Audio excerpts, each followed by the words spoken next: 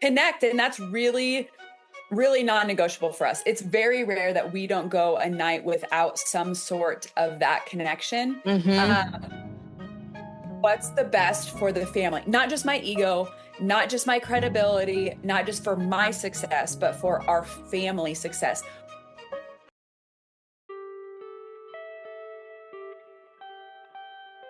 After over 25 years of marriage, we've learned that successful couples have great friendships, put each other first, and focus on light just as much as love. We believe marriage should be fun and easy.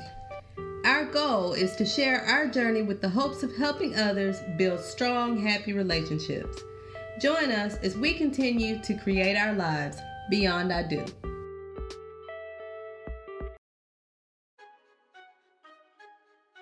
Do you and your partner want to learn simple ways to grow closer? Do you and your partner want to grow happier together? Do you and your partner want to be a unified front? Do you and your partner want to divorce-proof your marriage? If you answer yes to these questions, you need to check out our book, Unlock It Forever, 10 Keys to a Successful Marriage Beyond I Do. Each section focuses on a different aspect of marriage and briefly describes how we handled it in our relationship. At the end of the section, you're given an action step or key to complete with your partner. These keys are practical steps you can immediately implement in your relationship and help you and your partner be proactive and intentional about your relationship. You can purchase your copy on Amazon.com. And until next time, we will holler at y'all.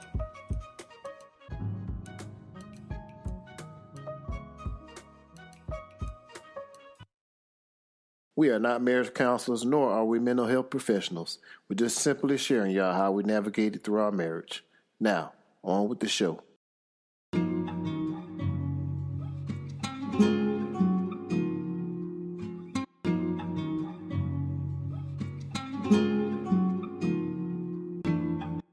We'd like to welcome you back to the Beyond I Do podcast. We're here for exciting episode as we continue our series on divorce-proofing your marriage. We have with us some special guests today. They're very special because they've been with us before. They've been here. If you listen to our last season, we have the wonderful Tracy and Tabatha Thorell back with us to talk about divorce-proofing our marriage. So welcome back, guys. Thank you so much for having us. Thank you. Thank you for joining us again. We're excited to see you. We're excited to get some updates. If you could tell us a little bit about yourself, and we'll go from there. We'll get started.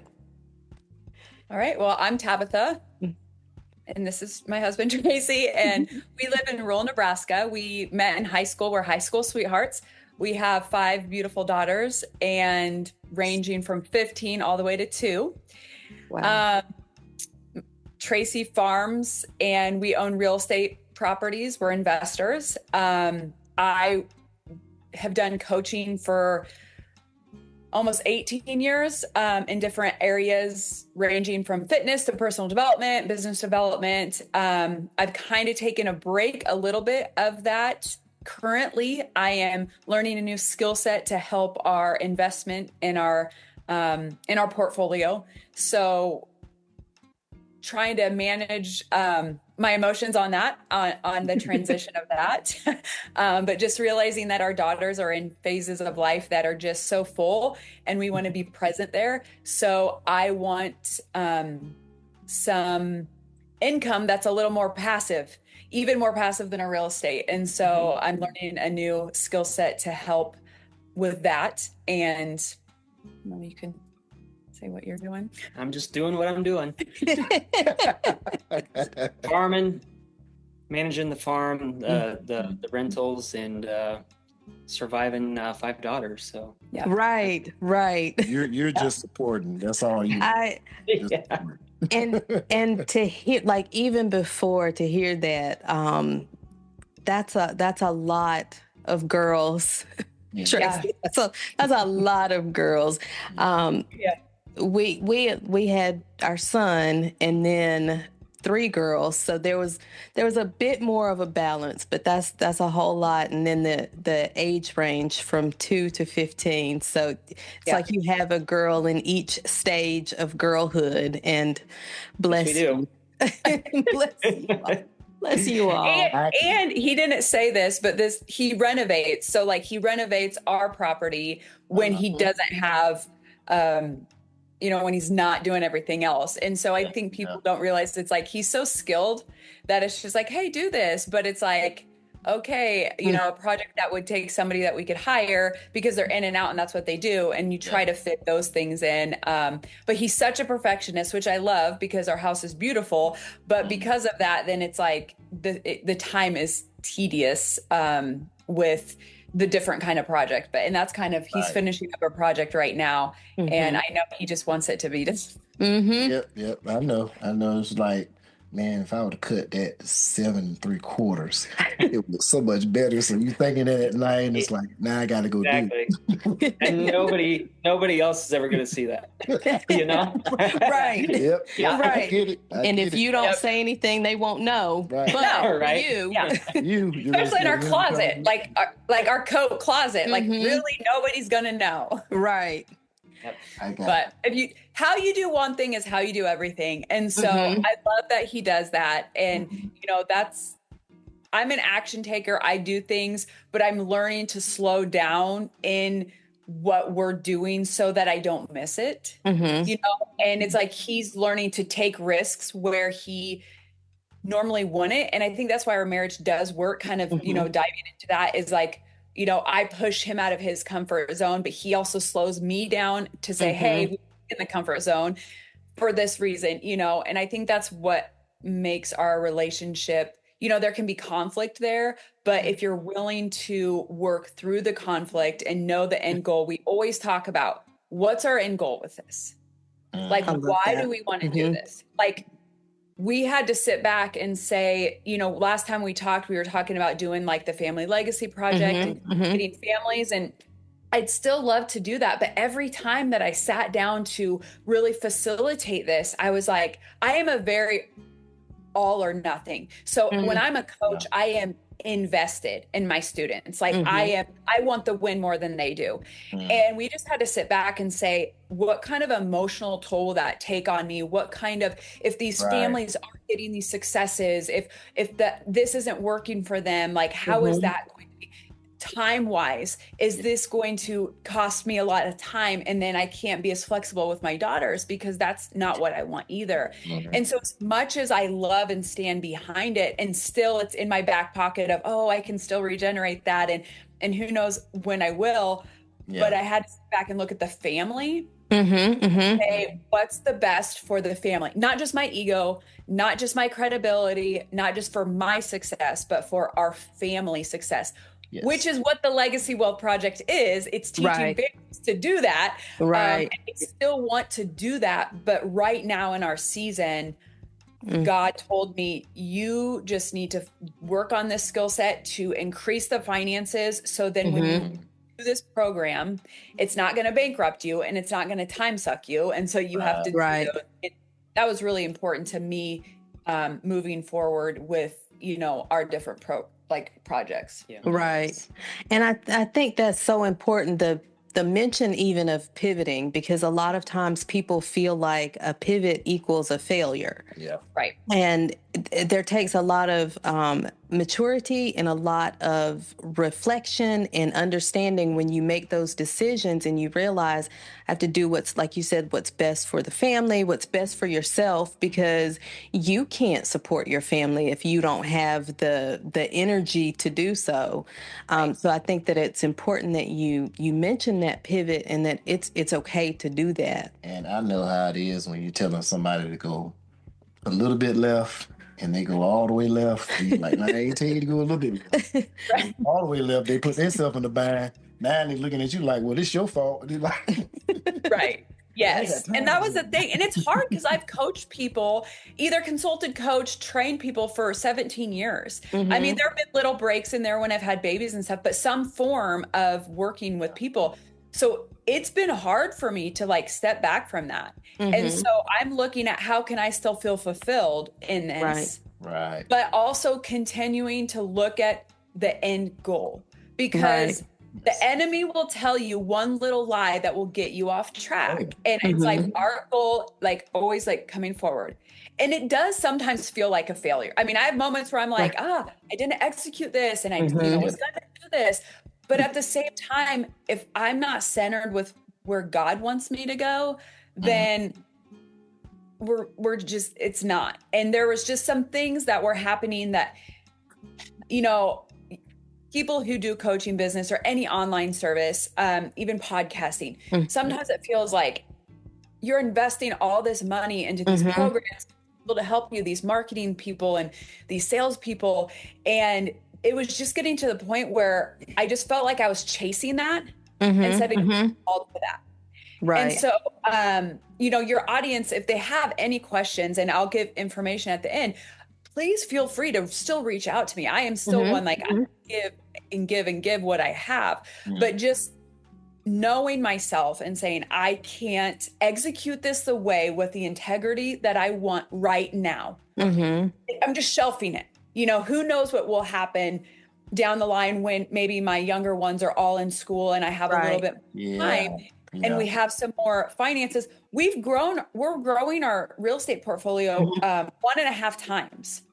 So we're doubling in a half what our real estate portfolio is. So not only is that taking me and him, but then I'm learning the skill set to trade, which I know nothing about. And so it's like throwing me in the deep end here, but seeing that I'm capable of doing that and saying, okay, 2 years, let's see, and just staying focused. I think so many people, they don't stay focused on that picture and then bring it back to the marriage. The reason why I'm doing that is because knowing what we can do in 2 years, what that will do for our family, what that will do for our marriage, but continually to focus on that rather than saying like, oh, I didn't do this again, or I didn't buy that property that I wanted to buy, or something like that. So, I mean, she had to pivot, and I know that she really feeds off of, you know, coaching and speaking. So was it Saturday night we went out? Yeah. And I was like, let's just, because so much of what we do is kind of focused on the long game. I said, she pivoted to learn a new skill set. And I was like, okay, let's just talk about some of the goals that we're going to meet or want to reach with this new skill set, just kind of you know, rekindle the fire, you know. Like having those goals. So we just spent the night, you know, talking about things that we want to achieve with this new skill set. So. I love, you literally just answered the question that I was about to ask. I was going to say, you know, Tabatha, you're telling us that you're experiencing some things that you don't like. It doesn't necessarily feel like you and yourself and what you're used to. And Tracy mentioned the perfectionism with, you know, with working and things like that. And I was going to ask, how do you support each other through those things? So you just answered that, taking that time and reconnecting and looking at those individual goals, because they do, that's one thing. We have individual interest and goals, but all of it is to benefit the marriage and the relationship and the family. So sometimes that thing can change month to month sometimes. Right. For the execution. Right. Like, well, we might have to push this back a little bit. But, you know, and Tracy, you know, when it comes to projects, you know, sometimes you're working on them things. Sometimes you just push back from it for at least a day. It's like, I'll come back to this tomorrow so I can think clearer, because for a He while. usually has 2 to 3 projects running. I got projects rolling. But I mean, it helps too, because he's able to, like, if he's working on like a farm project, like something with like automotive or something, and then he's working on like a house project, sometimes he just needs to go, over here and work on that and do that thing. And, you know, and I kind of do the same thing, but I got an at-home project. I got a farm project going on. And I got a project going on. You do. Exactly. I just kind of rotate through. Like if I'm frustrated with one, or, you know, things aren't working out, I'll roll over to the next one. Yep. And, you know, come back to it once I get my head straightened out or get excited about it again. You know? There you go. So. There you go. Sometimes you have to do that. So how do you balance all the things, and then you have these 5 beautiful girls, and so there's parenting and 1 dog or 2? 2. 2 dogs. The 5 girls, the farm, the property. How do you balance all of those things and still maintain that connection as husband and wife?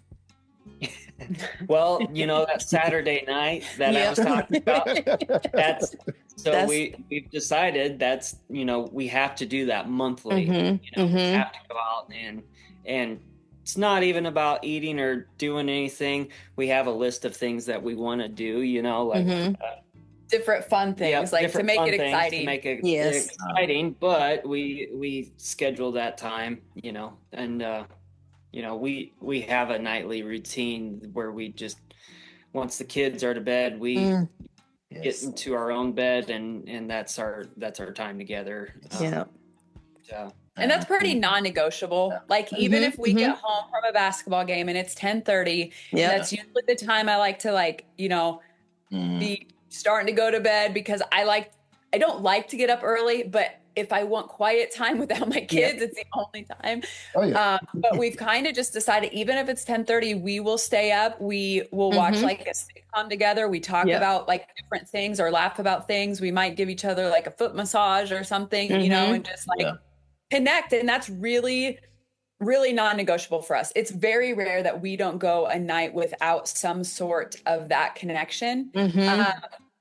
And I just laugh because we get this question of like, how do you balance? And there's no balance. Like there isn't. Right. It's just priorities. Like I've just learned, like, what is my priority in this moment? And what is in my heart, and what is the devil trying to make me feel guilty for? Like if I stay an extra half hour at the office and my kids are home from school, that bothers me, because when they're home, I want to be home. But there might be something that I, you know, needed to learn or return or do an email or something like that needs to get done. And I know if I go home, it's just not going to get done. And so I get the mom guilt, which I know I'm not the only one of any mom on here that's listening. But I just ask myself, are they safe? Are they home? They're with each other. So they're usually, they're playing together. We have a babysitter that comes who loves and adores them, plays with them, takes them on walks and parks, and does a lot more fun things than I probably do with them. And so I have to kind of wire myself that way. And then our days are getting longer. So his days will get longer, which I don't particularly like, but I have to manage my emotions with it. And that's where, and I teach people this all the time, your family vision has to be in front of you, because daily there will be frustrations and annoyances that will get you so foggy that you'll forget. But I always go back to the vision of, why are we doing this? And then this is something that I ask myself, and ladies, you need to ask yourself this too. Does he love me? And of course you say, like, yes. Like, did he do this on purpose? Like, whatever you're mad at him, like, did he do this because he doesn't love you? And if I say, you know, mad, yeah, he did, you know, and then I have to ask myself, is this true? Right. Well, yeah, it kind of is. And then it's like, is it really true? Like, I literally have to peel the layers, because sometimes I'm so mad and frustrated. But then I'm like, he didn't do that because he doesn't love me. He did that because of XYZ, because the farm needed something, or his dad needed something, or he wanted to get this done so he could come home and not worry about whatever. Right. But I think as women, sometimes we think that the men do these things intentionally, like to manipulate or hurt us or something. And I'm like, so I have to ask myself, if when I get frustrated like that, you know, if it's 7:00, 7:30, or last night, I'll be home in 10 minutes and it's 35 minutes later, you know, and I'm like, oh, your 10 minutes is so long, right? Yes. But I have to ask myself, did he do that intentionally? Like, was he like, yeah, I could do 10 minutes, but I'm, at the bar or or I'm just sitting here looking at magazines or whatever. Right. Like, I have to have faith in him that he's using his time effectively and efficiently to come home and be the man that I know he is, which is he loves his kids. He loves to be with me. We have, a good relationship. I know not all relationships are that healthy, but when you really ask yourself, like, does your husband, does he love you? Is he doing this because he loves you? That's really helped me like shift my perspective out of anger when I'm just like frustrated with the time, or if I think he doesn't do, something, those are the things that help me.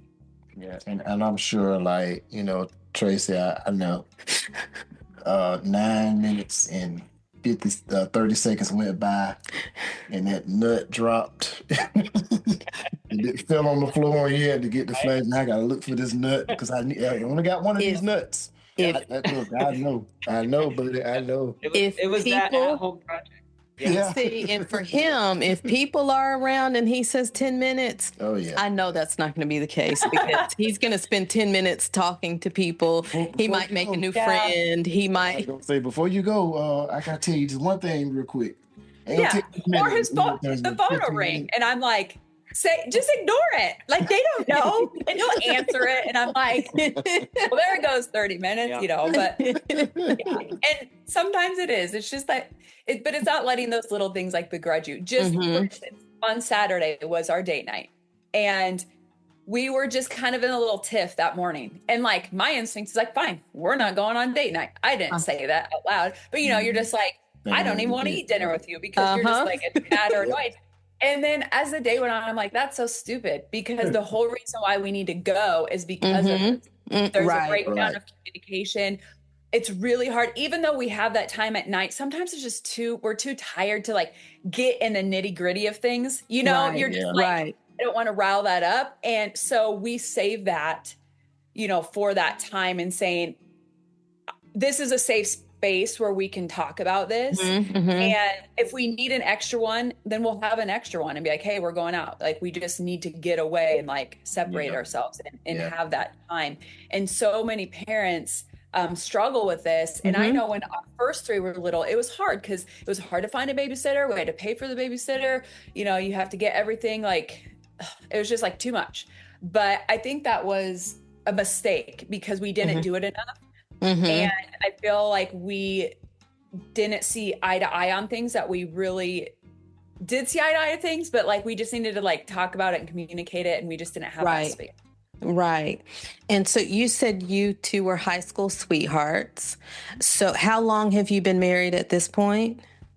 17 years. 17 years. So when did you individually think, okay, this is my person? Was there a moment, or did, like, when y'all started dating in high school, did you know, or how did that happen? When was the shift from a crush to, okay, this is it? Yeah, go ahead. Yeah. So we met, and he was actually kind of dating-ish one of my friends. So when we met, we are a country song. He took us to the county fair. I was 15. He could drive. But I thought my friend and him were dating. And we met at a gas station, and he did get gas and a Coke. Like, we are the Tim McGraw Barbecue Stains song. Okay? We are. So we went to the county fair. I didn't think too much of it, like, afterwards. And then I remember that night I asked my friend, I said, well, are you guys dating, or did you just go on a date? And she's like, oh, we just went on a date. No, we're not dating. She's like, oh, do you like him? And I'm like, oh, he's really nice and he's cute. And so that was kind of like, I really was like, oh, he's sweet. And that was in the summer.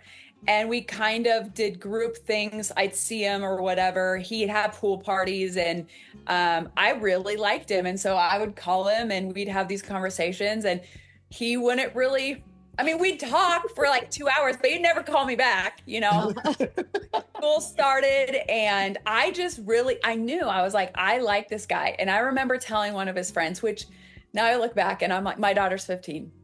But I told him, I said, if he would just date me, we will get married someday.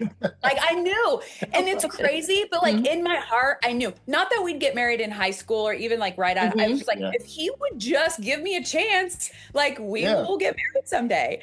And so it took him a while to like, I don't know. So I kind of knew from the beginning, but you tell your side of this. Yeah, she knew at 15, but yeah. No, I don't know. I mean, we were young, and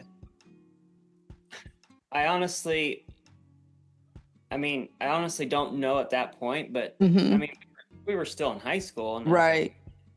I know I want to be with her, you know. Right. I mean, that was early on in the relationship, and so. I mean, once we started dating, we're the youngest in our families, and especially my family.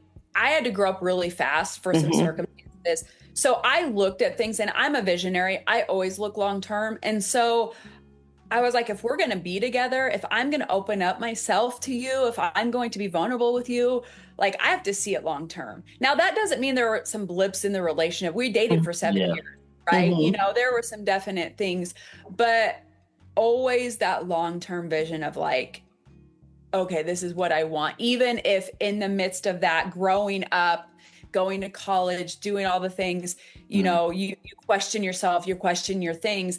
It was never really a question if we'd end up together. It was just like, what is the road that's going to lead us there? Right. You know, that's funny. I had a crush on his friend. That's how we met.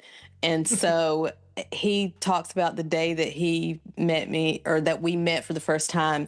I don't remember any of that. We were talking about these questions and, you know, when was that moment? And it's, Tracy, it's like you said, I don't have any specific thing that I can like put my finger on. I just know that I just wanted to be with him, or I wanted to be around him. And I was telling him one day, a friend of mine and I had gone out, and we were sitting in a fast food restaurant, and he walked in with a couple of our mutual friends, and she whispered, she said, "Who is that?" And I said, "That's my friend Byron." And she said, "Friend, y'all are just friends?" And I said, "Yeah." She said, "Can you introduce me?" I said, "No." Like,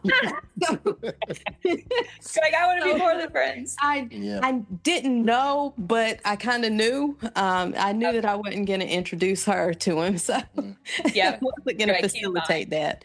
But like you said, we got married young, and looking back now, I look at my son, he's 27, and I'm like, gosh, when I was your age, I had the two of you. And they're like, wow, because we still haven't given them full control of themselves yet. So, so it's amazing that times have definitely changed. We'll just put it that way. Times have changed. Yep. So what's the future for you as a family? Are we going to see the girls come into the businesses with the real estate and farming? What's the future for your family and for your relationship? I don't know if I'll ever talk any one of the girls into farming, but no interest is being shown at this point. No. Not yet. No. So definitely not the older three. Yeah. You still got time with the younger two, but I don't. There's still hope. There's still. But with the real estate, I mean, like our second oldest, she's already like a given. Like she wants to do rental properties. She's asking me about. She wants to start a clothing business. She doesn't really want to go to college. She just wants to be a self-learner. Like she's already looking at things like how we could, you know, she could go about that. She was asking. You know, I was just asking her one day what her interests were. And, you know, I always tell them about like business and how you can develop your skill set and that you don't have to go to college. You can, if you want to be like more professional career, like doctor, lawyer, even a teacher, even though I think teachers could condense their school to 2 years. But anyway, like there's just, you know, a lot of different things that there's a lot of avenues. And so we just try to support them in that. And then now that I'm doing this trading stuff, you know, I'm on the computer. I really haven't said much to them about it, but I just do it. And my daughter was like, well, what's that? And I'm like, oh, this is my, they're like, I don't even know what that means. And I'm like, yeah, okay. And I just try to plant the seeds because when they start to grow, they're going to say, well, what's this from? And I'm going to say, remember that stuff mom was doing on the computer? Yeah. And they know, like, I am not a math whiz. I am not like, it takes me a while to process information. So like, if I can do this, they can do this. And that's one of the reasons why I'm doing it too, is to get out of my comfort zone and show them like, hey, look at the opportunities that God's given you. It might not be exactly what you think it is, but it could lead to the thing that you always wanted. Like, I really desire to speak and train. I love being a coach, but not that I'm past that, and I might do some group stuff with families or couples because I do love to help them build strong units and stuff like that. But I love to just go into an arena, speak. I like to train different like groups of people in like bulk type things, and then giving them the resources to fly on their own. I think a lot of coaching programs, therapy programs, counseling programs, they really enable codependency. And so I don't want anything like that. People are really resourceful if you give them the right tools, and then you just give them the right support, you know? And so those are the things that I like. And our family, we need to be more financially stable in the now. And so it was looking at stuff of like, okay, our financial, like, you know, you can look at our portfolio and it's great and it's growing and it's awesome, but what's the right now look like? And just being real and honest and saying what I'm doing right now is not working for the now. Right. And being okay with that, and like coming to him and even saying that and being like, I feel like I failed. Like, we invested in this and this, and it's, you know, it kind of paid off and this. And he's always been my biggest supporter, which has helped me to keep going and to saying like, but look at how much you've grown, and look at where would we be if you didn't have that for 10 years, because that led to this coach, you know, this person or this teaching or this book that really helped, you know, all of it's connected. Right. And so we look going forward of saying, we're not afraid to take risks in investing in ourselves. So different programs that teach us different skill sets, and growing our health. My dad was diagnosed with cancer in January, and I have always studied like functional medicine and holistic medicine because my mom had an autoimmune disease my whole life. So I was always interested in it, but this like put gasoline on the fire. So just making ourselves healthy and our kids healthy, so that not only do we have this wealth, but we have the health to back it up, and moving forward with them and teaching them that. Like teaching my daughter, like, hey, this is why we're doing this. This is why we take this vitamin. This is why we do this cleanse. This is why we choose whole foods over packaged foods. And you're not horrible if you pick that, but like, these are the reasons why. And like, so we just constantly, and we talk about, we want to build our dream home, and in our house, they're just open to talk about it. Like, Mom, when we get our new house, and we don't get mad at them for wanting that. Because, you know, be grateful for what you have. They are grateful. They love their house. They love their home. I know that because they're happy there. They invite their friends over. If they weren't happy, they wouldn't invite their friends over. But they still have dreams. You know, they want that room with the loft, or they want that closet with the, you know, makeup vanity. And I encourage that always. Like, or they'll say, when we get our lake house, can we get a lake house? And we're like, yeah, like, let's plan this out. What's the next vacation? We try to bring them in and not stifle that. We really try and expose them to what we're doing at the time, and just kind of explain it to them, you know, what we're doing. Because I feel like, you know, so many kids or grown adults, you hear them talk about their parents, they never knew what they did. Right. You know? Or what's the plan? There was never a conversation of like, Right. What does dad do at work? Or, you know, Like, and then they become adults, and then it's like, well, I'm gonna send you out in the world and you figure it out. Well, and we tell them the failures too. Like we talk about like the last 4 months, there have been a lot of things, and we try not to say things like expensive or that can't happen. Like those are we just are like, okay, right now we've had these things happen. Yeah. Right. And so we can't go to Hawaii for spring break. I would love to go to Hawaii for spring break. Yeah. Okay. But we can't because of this and this and this. And I tell them not to burden them, but to open their eyes of like, you do be responsible to your responsibilities. Right. And could we go to Hawaii? Technically we could. Like we have the finances, we could make it work. We could move this money here. But is that being really responsible with our long-term goals? No, because that would stress him out. That would stress me out. We would be really here, and that wouldn't be good for the family environment just overall. And so, and it'll be that one trip. But we went to Hawaii, but when we got back, Mom was crazy and Dad. Dad for 3 months. Yeah. You can't go to Hawaii ever again. No. Yeah. And we tell them, we're like, you guys are not hurting for vacations. Although I want them to continue to want those and like be able to have them as much as we want. But right now we have to look at the reality, but we can always like dream and pray and hope for those things and work for those things. And that's what the desire is. But right now it's not met. And I think there's a lapse. You have kids who are never taught to dream. Like, you would never get that. Right. Like, who do you think you are? Asking that. 2 houses or being famous or whatever.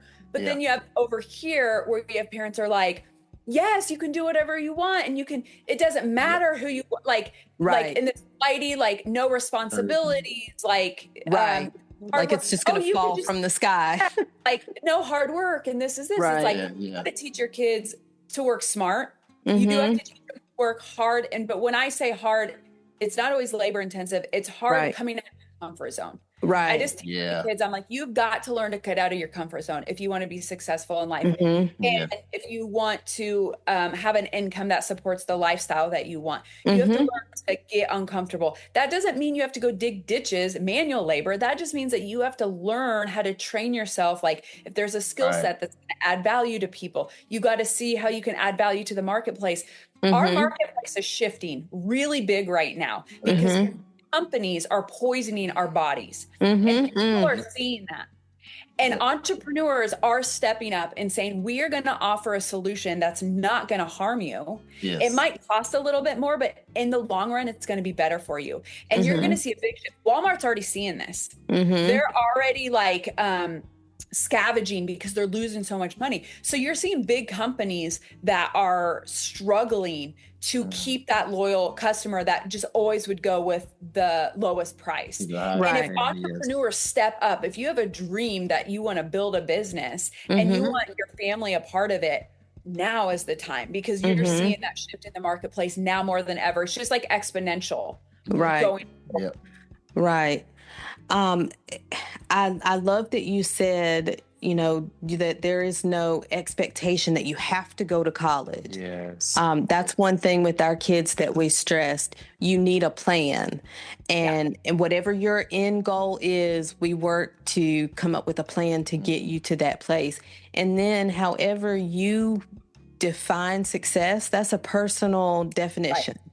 And I support whatever they support or whatever they decide is successful in their lives. So I love that. That's that growth mindset. Unfortunately, my parents didn't have that. And I sat and thought about it one day because both of my parents stressed that I needed to go to college and just get a degree in anything. You just need a degree in anything. And entrepreneurship was not even on the table. And it was probably maybe about 4 or 5 years ago, I looked at him and I said, you know what? My dad was an entrepreneur. He was a business.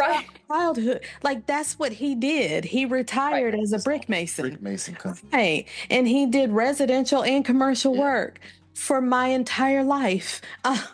But that wasn't something that was that wasn't an option for me.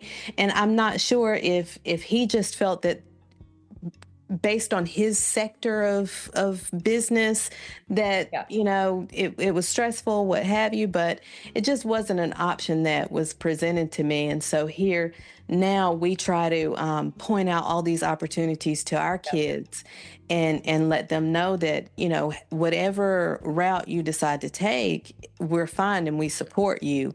The goal is for you to feel like you have reached your point of success and to be independent, because we're not always going to be here. Exactly. Right. And, to attest to your parents, even my parents were like, yeah, go to college. And I have an overpriced pre-counseling degree, and it was like, what am I going to, and what I do when I first came out of college, I went and worked for my dad's company. It wasn't my dad's company. The company my dad worked for, and I was a parts girl. And here I had a college education, but I could get paid almost double than what I could with my degree. Right. So it's like looking at what you really want. But I think people are shifting from the college only. In our community, it's still preached pretty heavy. So I have to go against a lot of like preconceived notions. And is there a lot of growing that happens in college? Yes. Are there good things, even with a degree? Because I grew up so much in college and I learned so much, and I learned what hard work was, and I learned what I was a waitress that was earning almost double what all the other waitresses were, because I learned early on that adding more value to your customer was going to reach better rewards. And that is played through my whole life. So are there great things? God will work where you're working. But I think giving them the option and us being on the same page with that, because we both have college degrees and don't really use them. And so just saying, hey, I'll support you if that's what you want. Right. But what's the end goal?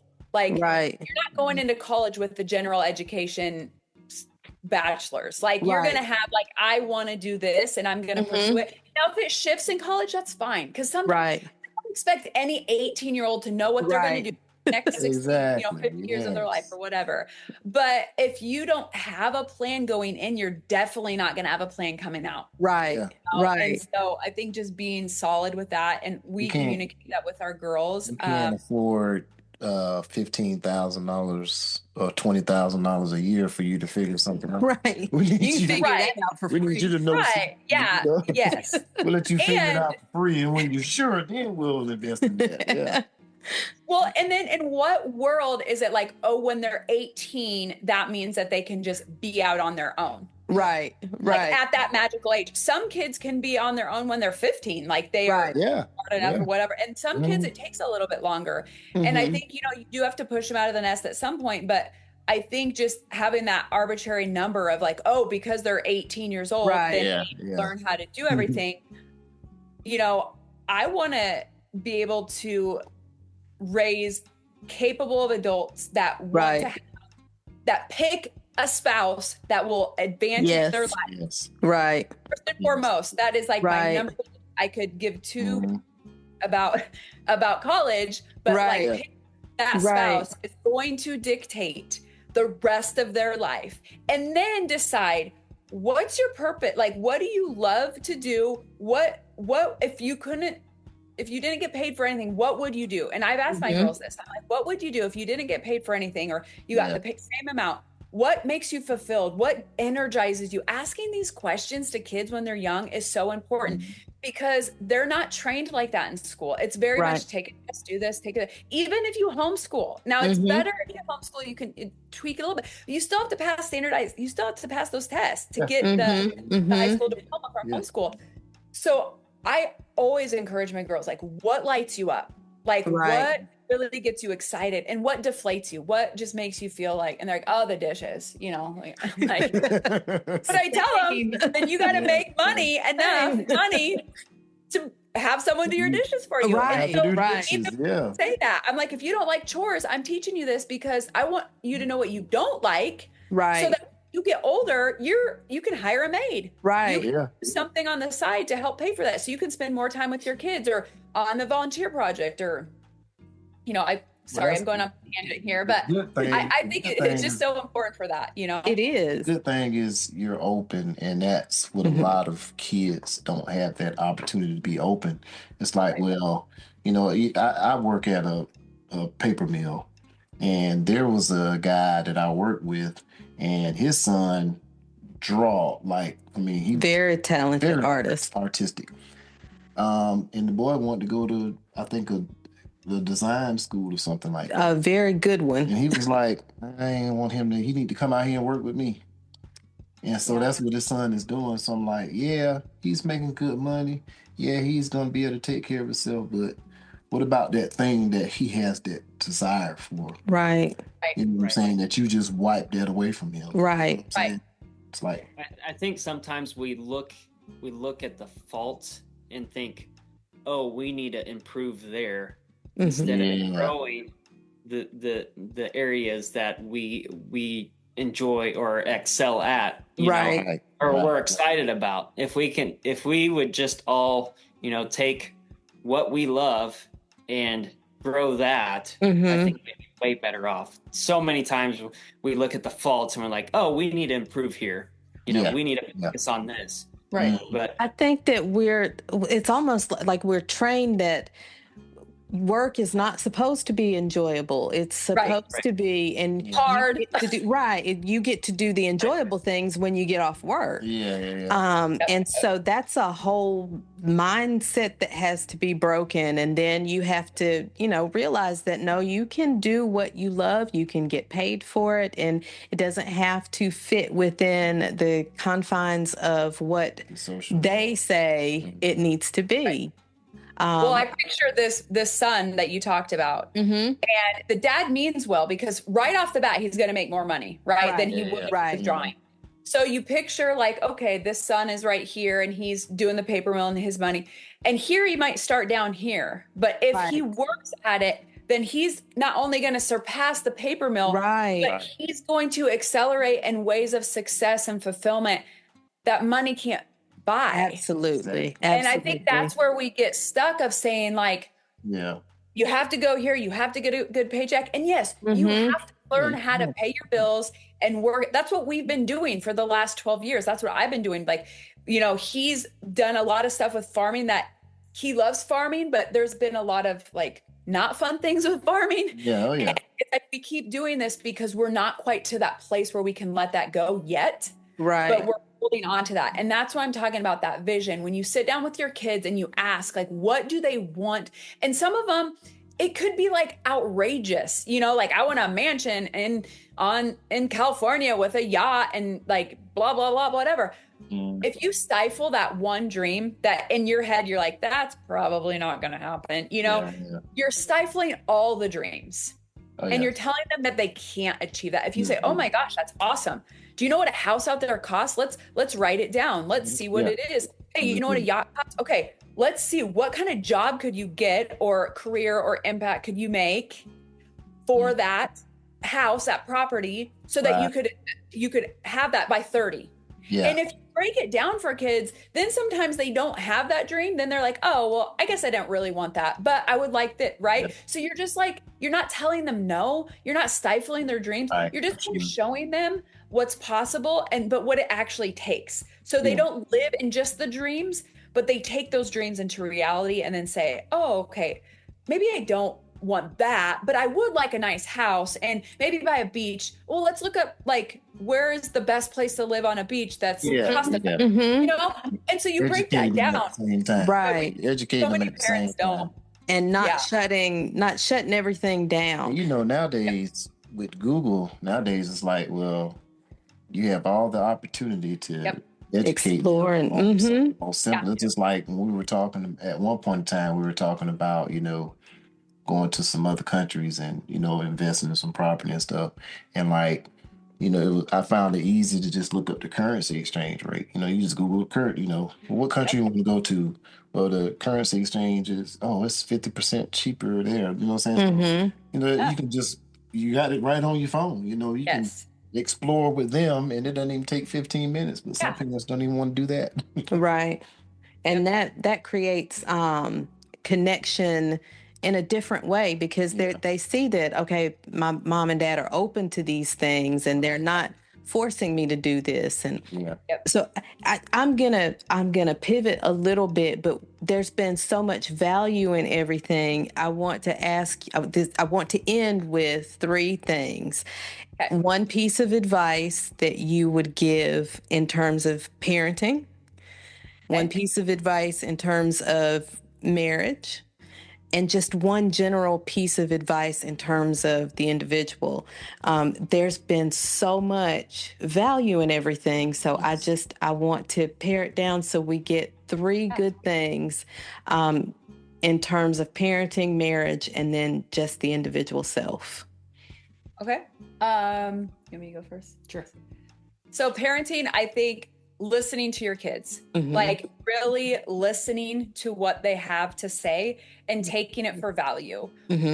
Just what we touched on, understanding what their goals and their dreams are and not stifling that. But then being the adult and saying, okay, these are great and awesome. Now how do we execute this? Right. But just be in a safe place for them, because dreams are scary and they can be outlandish, and other people in the world will knock them down. You don't be that person, no matter what age they are. I don't care if your kids are 5 or 50. Like they have dreams, and ask them. You have adult children. Go ask your kids. Just ask them and see them light up when you just say, no, tell me more about this. Like, why do you want those things? I think that's great. Those are great reasons. And then it helps them like, okay, this is great. So for me, I think just listening to your kids and knowing your kids, knowing how they're wired and their personalities, and loving them for them, that individual child, and not like, we have 5 girls, so people always clump them together, but they're so different. Right. So knowing them. Yep. Knowing them is different. Yeah. I would say as a father, just giving them your time. Yes. To give your time to them. And being present, having 5 daughters, I could just say, hey, you girls go do your thing, but I am going to a cheer competition, whether I like it or not. Right. For the cheer dad hat. And for you to say that, knowing that you've talked about the load that you have on your plate in terms of work and things like that, but the importance of that time, carving that time for your girls, that's your legacy. Yes. Yeah. And it doesn't always work out, but I take them to school, almost every day. My schedule doesn't always work out that way, but I always take them to school, and at the end of the day, I always ask them how their day was, how it was going, what did they do, stuff like that. Well, and he does a good job of like, he'll be looking at reels and he'll see one that like our oldest daughter, she's really humorous, so he'll show it to her, or an art project that our middle daughter, he'll show them. And like, I've been thinking about you. I saw this today. Look at this type of thing. And I think even just those little things that take like, and I think that goes with what Tabatha said, knowing your daughter and your kids and knowing what they like, how, So listening to them and knowing them those are 2 top ones for that time. And like you say, with that time, sometimes it's like that little bit of time, because there's nothing like hearing a grown child saying, my dad was never there, or my mom was never there. I didn't come to a game, you didn't come to a practice, you didn't come to anything. Just take that interest, whether you like that interest or not. Exactly. It's not about you. I don't have to cheer. I'm going. Exactly. Yes, but it's fun once I get there to see my girls perform. Yeah, it is. Exactly. It's awesome. So, a piece of advice on marriage. Yes. Okay. I would say, I'm a big communications person, and I know it's hard for men. And so I would say to that caveat is, women understand why they might not be communicating. Because maybe it's something that you did do, and not intentionally, but maybe they don't feel emotionally safe to communicate. And again, it might be something you said, or it might be baggage from when they were younger. It could be something, a lot of times it's the father figure or whatever, but just recognizing, again, saying like, does he love me? Yes, he does. And so reaching for that communication in a way that they want to openly communicate. And I know that it's a struggle for most couples, but I think it's really important that you can have an emotionally safe space where you can both communicate. And I'd say know your love language with your spouse. Yes. And give them their love language, because their cup is probably empty. By the end of the day, I don't care who you are. If you are a parent and you have a marriage, your cup is empty. And I know even on that Saturday when he brought up on his own, I didn't say anything.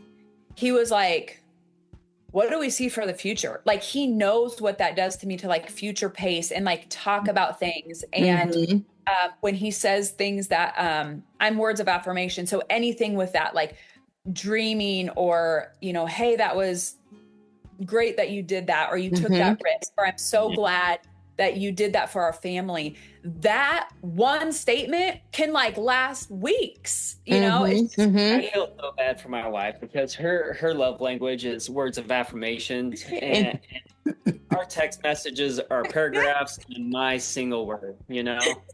It's so bad. But she knows that, and that's why it's so meaningful when you do. Right. And that's what I mean about the communication. I will tell him like, hey, I need my love language. I mean, I'm not trying to like beg for it here, but I have been depleted. I've been the punching bag from the kids. I've been the punching bag from the businesses. Yeah, you all worry about me. She's the one that catches it all for my daughter.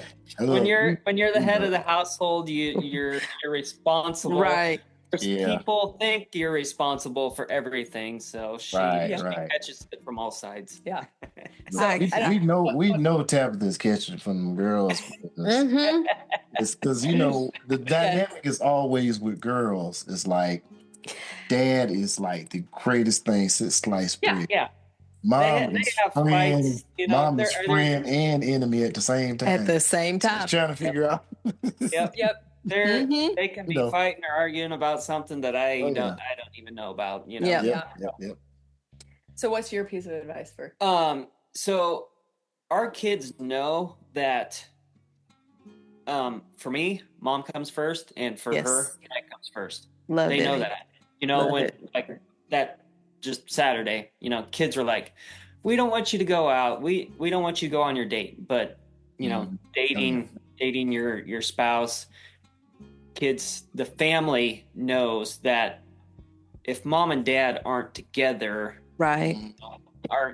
it's not good on the same page, it's not good for anybody. I know people say that if the mom's not happy, then nobody's happy, but it's really for us, it's like if the marriage ain't happy, then nobody's happy. You know, absolutely. And they know they can't pit us against each other. Right. Like we are if he said something, even if I don't agree with it, even if I'm like, that was why'd you put your flag there? You know? Yes. They don't know that. We might talk about it later, but they know like I stand behind him and he stands behind me. Right. And so that's and it goes back to,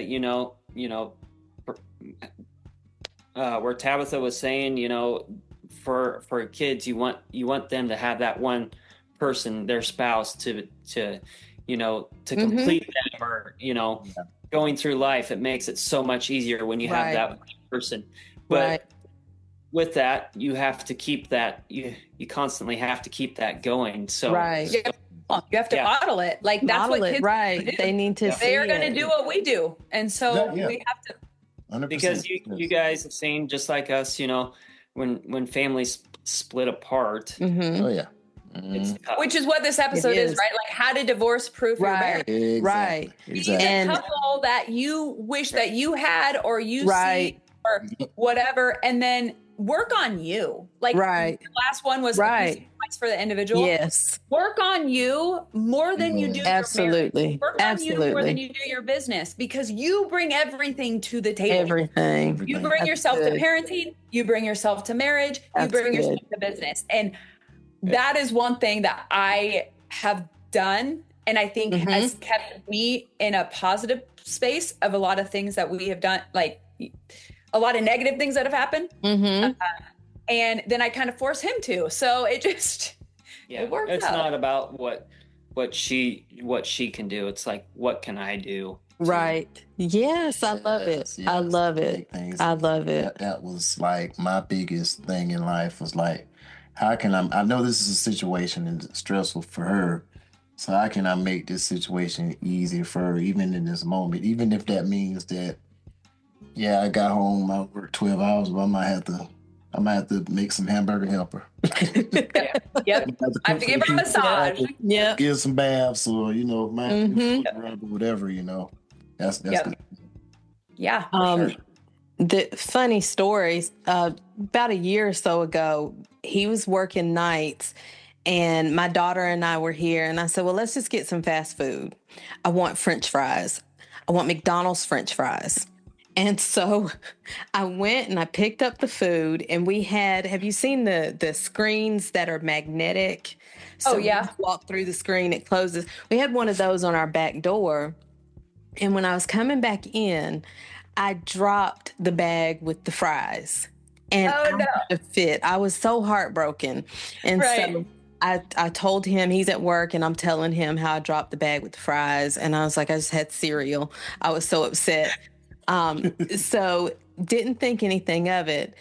When he's on nights, I leave before he gets home. Oh. So I didn't see him until the next day. I get home from work and it didn't really hit me until he said something. I walked through the door, didn't pay attention, and he said, I took that screen down. He said, because I know it had a place where it was kind of hanging, and I thought maybe that got hung on your arm or something when you were coming in, and that's why you dropped the fries. And that meant so much to me because he put a lot more thought into that than I did. I was just heartbroken about my fries. Right. It happened to me, so I was like, well. But the fact that he thought, let me take this down because maybe this is what happened. And maybe it didn't. But he was thoughtful enough, of you. Right? Yeah. Thoughtful enough to do that. So those types of things, the little things like that, just mean so much, and that makes me, like he says, he wants to make things easier for me, and I try to do the same for him. He just usually gets there first. Yeah, it's competition. So we want to thank you both for joining us again. This has been a pleasure. A lot of jewels. A lot. This has been wonderful. Catching up with you. Yes, thanks for having us. This is fun. Always enjoyable. I haven't done a podcast for a while because, like I said, I've shifted my focus and it's nice. But when I got your invitation, because I've been invited a few times and I've kind of declined because I said I'm trying to stay focused, but I'm like, I want to be on here for your audience. I believe so much in marriage and what that does for everything. It does for our economy when marriages stay together, for our kids, for everything. And so if you're on here and you are struggling, keep going. Seek out even counseling or therapy. Start with you. Don't do marriage counseling first. Do you first and see where it's hurting for you. Absolutely. And so I love this. Listen to podcasts. Listen to this podcast. Seek help. Don't give up. Right. Don't give up. There was a reason why you married that person. You know, as we're talking about, when we started in high school, I listened to old songs just sometimes to get those butterflies back. I remember meeting him. I remember writing in my journal about him, and that sparks it again. That love didn't go away because we got adults. It just got pushed down because of all the responsibilities. So absolutely. I encourage anybody that's struggling. And if you do have a great marriage, how can you raise the bar? Right. You know, how can you be better? How can you be a role model for your kids and be role models for other people? So Right. Reach out to others and mentor them because we are so grateful that we had a couple that we could go to. My parents gave me a wonderful example of what I did not want in a marriage. And so to have outside individuals and couples who could feed into that relationship in a positive way was just priceless. And that is partly why we do what we do, to provide that type of support. If you guys do a great job with that. Thank you. We're trying to do better every time. Hope to improve. So the next time we have you guys on, which there will be a next time. All right. They will improve something different. For our listeners who like what they've heard from the Thorells, if they wanted to get in contact with you, they're not. She said they're pivoting. Well, that's okay. But you check us out. I'm on Instagram, Tab Okay. Thorell. Go on there, message me if you have any questions about, real estate investment or family wealth. Like I said, I'm still answering questions, and I'm still, getting people's information that if and when we do a program again, that's the thing. It's I want to be available for people in that instance, because I know buying your first income property or expanding your investments can be scary, and how you can bring your kids in that. So yeah, Tab Thorell is my Instagram handle, or I'm on Facebook. Free to reach out, and if they reach out to you guys, you can always give them my email address, and I'm happy to respond and connect with them on a personal level rather than just a generic lead gen. We still have the Keep Legacy Wealth website. There's some information on there you can go on. But yeah, keep fighting the good fight. Sounds good. All right, that sounds great.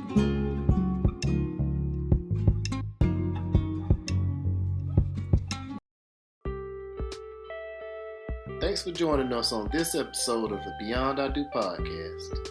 Please make sure to like this episode and also subscribe to our podcast. You can also find us on Facebook, Instagram, and YouTube at the Beyond I Do podcast. And until next time, we will holler at y'all.